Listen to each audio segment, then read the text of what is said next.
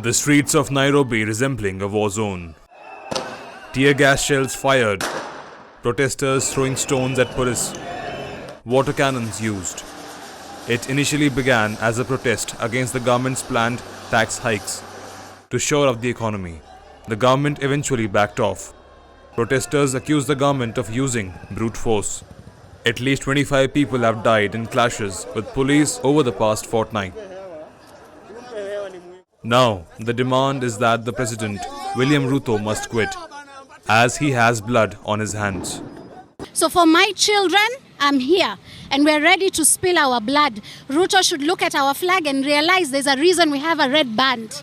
That red band is for the blood of Kenyans. And if he's willing to spill our blood, we're willing to stand up to him. He's a big bully. People are dying on the streets and the only thing he can talk about is money. We are not money, we are people. We are human beings.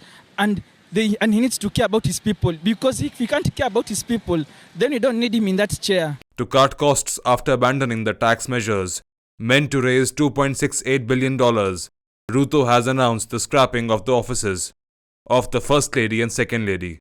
From the new budget here, he is now appealing for peace. We must, whatever it is that we do, we must keep it within the parameters of the rule of law. And we cannot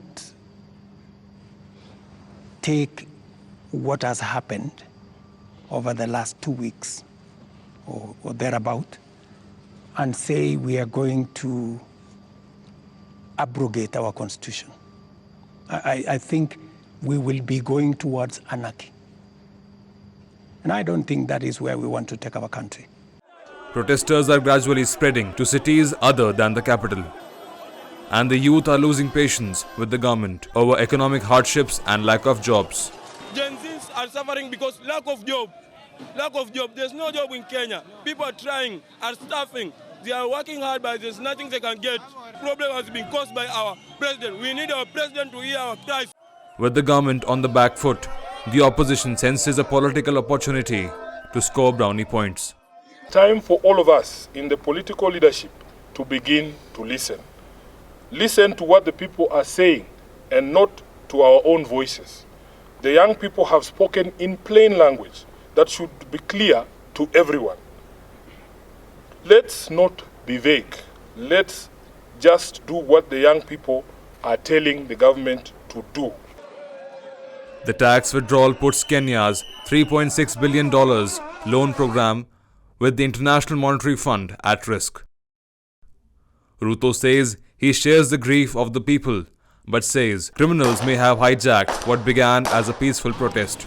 He also justified the use of force, saying the police have a job to do. I have kids like they do. And I care when there are issues in town where criminals can take advantage of situations and create a situation where the police have to use rubber bullets, the police have to use live bullets in some cases, because that is what an independent police service has to do. And I am sure the police have a record and have an explanation for every incident that they were engaged in. And here is the incident, Mr. President. For now, few are willing to listen to the government and fewer still believe what the president says. Many want him to quit. And as deadlock persists, violence rules.